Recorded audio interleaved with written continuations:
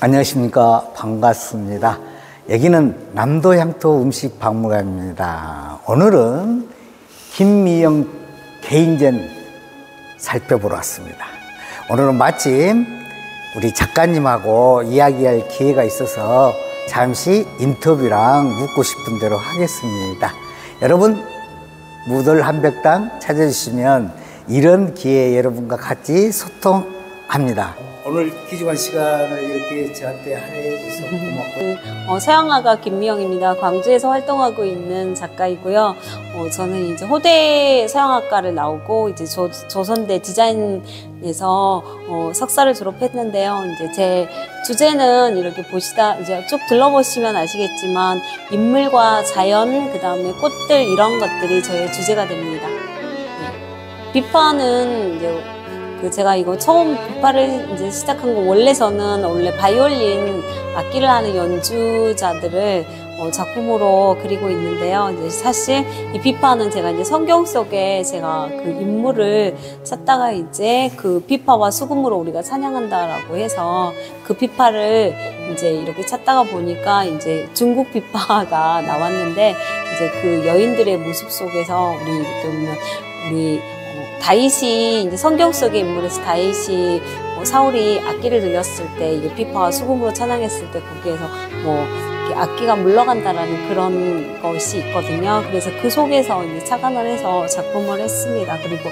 저희 전체적인 주제는 컴포트라고 해서 위로입니다. 우리가 삶 속에서 여러 가지 삶에서 받는 우리가 그 음악이라든지 자연, 꽃이라든지 이런 것들을 제 주제로 삼았어요. 그래서 여인들이 악기를 하는 거 큰 의미는 사실 별로 없지만 그 속에서 이제 어떻게 보면 여인들이 연주하는 그 모습 자체에서 음악이라는 그 모티브를 가지고 저희 작품의 주제가 된 거예요. 그냥 약간 이제 한쪽은 되게 현대적인 모습이잖아요. 근데 한쪽은 이제 우리 고유한 한복을 이제 조금 계속 바이올린만 그리다가 뭔가 조금 새로운 걸 시도하고 싶다라고 하다가 이제 이 비파를 악기하는 연주자를 보게 됐어요. 그래서 되게 예쁘더라고요. 너무 그 모습이 너무 되게, 그리고 비파라는 악기가 빗소리 약간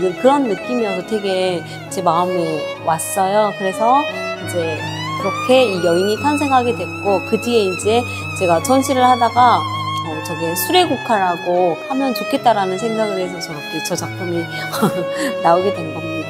사실 전체적인 분위기라든지 이런 것들이 훨씬 눈에 들어오실 거예요. 그래서 그렇게 저는 이제 이 바이올린 이 여인을 그릴 때 그때 이제 사실 제가 원래 예전부터 제 작품의 주제는 바이올린을 켜는 여인들이었거든요. 근데 이제 이 바이올린을 켜는 여인들의 대부분 사람들이 예쁜 모습으로만 보는데, 저는 이제 이 바이올린을 켰을 때 그 연주자의 그 얼굴 있잖아요. 변화무쌍한 그 얼굴을 보면서 굉장히 삶의 희노애락이 느껴지는 그런 느낌이었어요.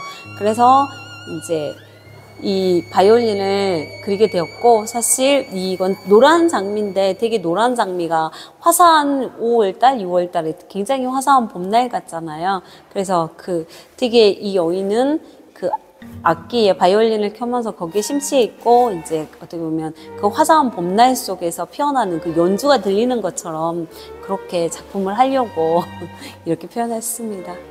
제가 처음부터 말씀드렸듯이 주제가 컴포트라고 말씀드렸잖아요. 그 컴포트라는 자체에 사실 저의 모든 작품의 그 주제이고 제목이에요. 그래서 사실 딱히 다른 제목을 저는 부제로 잘 하진 않거든요. 왜냐하면 이 컴포트가 위로라는 말이잖아요. 이제 꽃을 그리게 된 특별한 이유는 이제 저희 어머니께서 꽃을 되게 좋아하세요.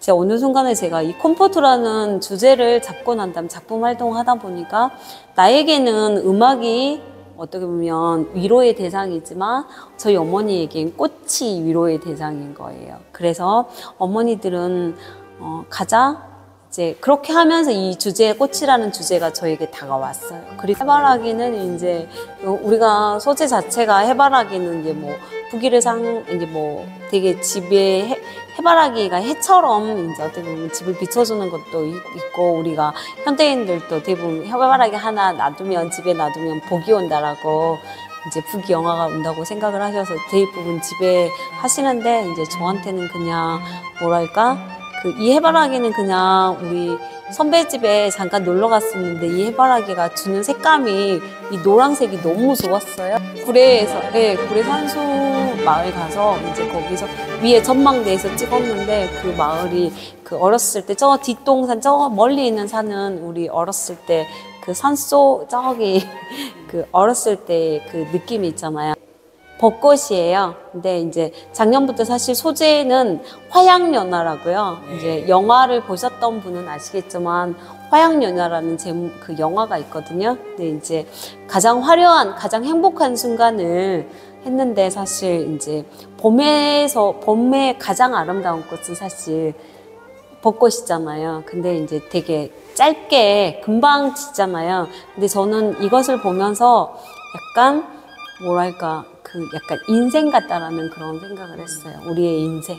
가장 화려한 날은 아주 순간이고 찰나이고, 그냥 오랜 시간 동안 또 그 벚꽃이, 그 꽃이 피기를 기다리는 그런 마음이 있죠.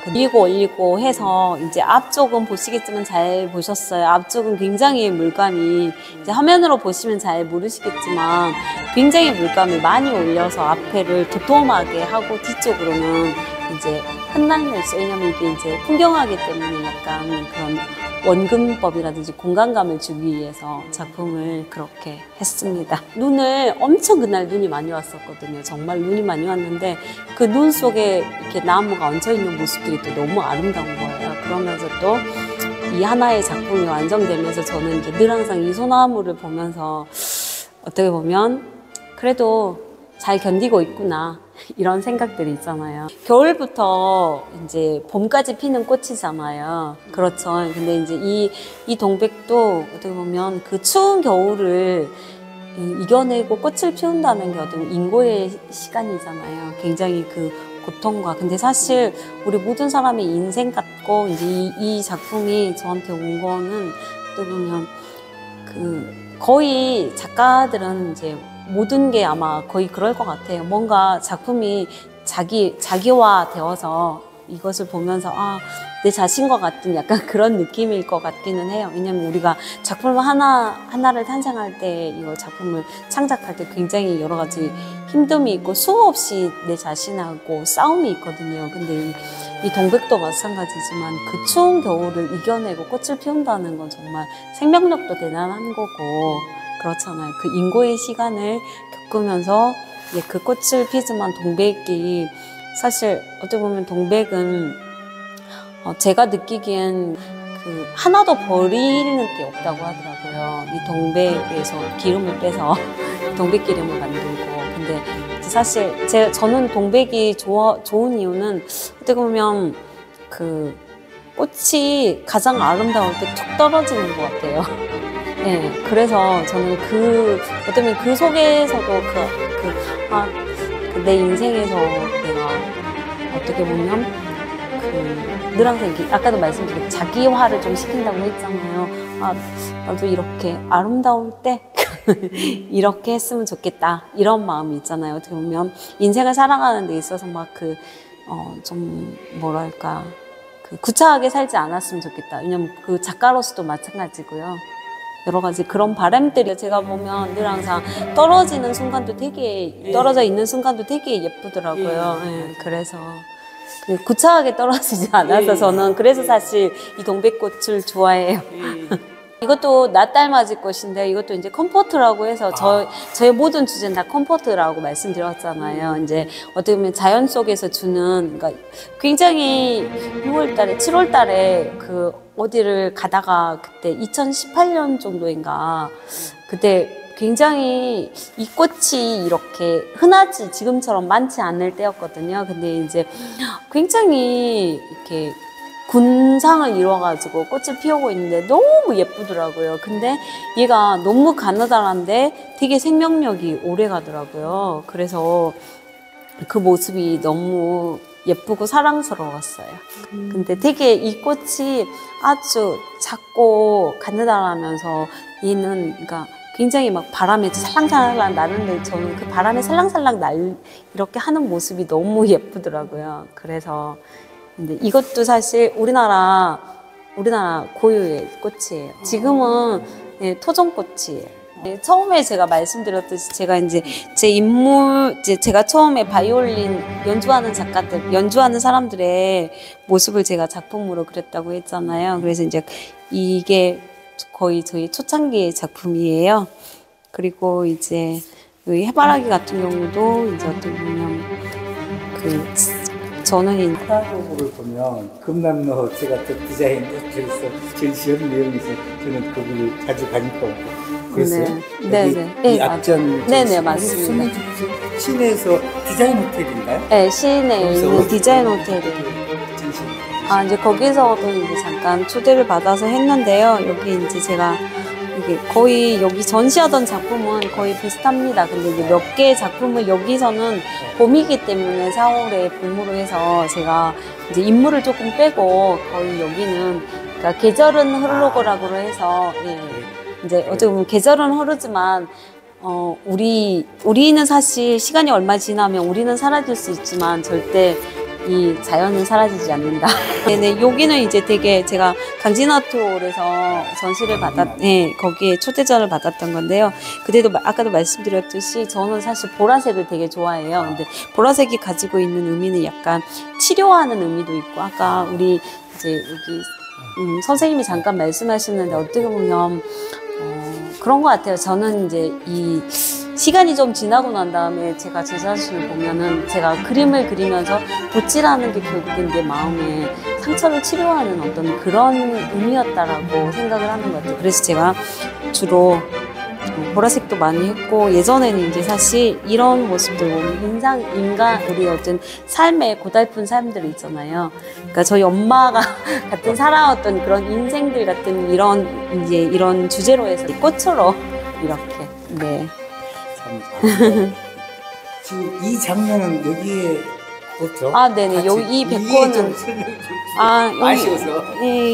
여기는 이제 이거는 제가 극전에서 특선을 받았던 작품인데요. 네네. 이제 안에 연주하는 모습을 보시면 아마 알 건데 굉장히 변화무쌍하거든요. 근데 그 변화무쌍이 저는 그 인생의 약간 희노애락 같은 그런 느낌이었어요. 그래서 두 개가 약간 상비되는 그런 느낌이어서 그래서 이제 사실 이 주제가 저에게 온 거예요. 이제 이제 옆에서 바이올린 하는 연주자를 뒤로 이제 아스라하게 표현을 했고요. 이제 바이올린과 첼로 연주자를 해서 그렇게 작품을 했습니다.